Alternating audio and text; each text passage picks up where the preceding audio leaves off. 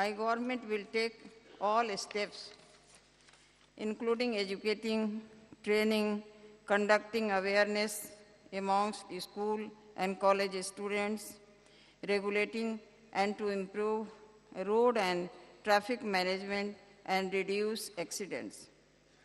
These steps will go a long way in ensuring discipline on roads.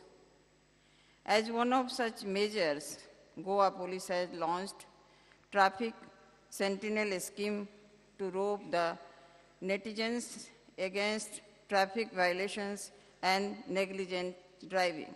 The crime rate has declined. At the same time, crime detection rate has increased. My government is committed to make Goa open defecation free state by 2nd October 2018. The commitment of my government is doubling the real income of the farmers by 2022, which is one of the targets of sustainable development goals of the state.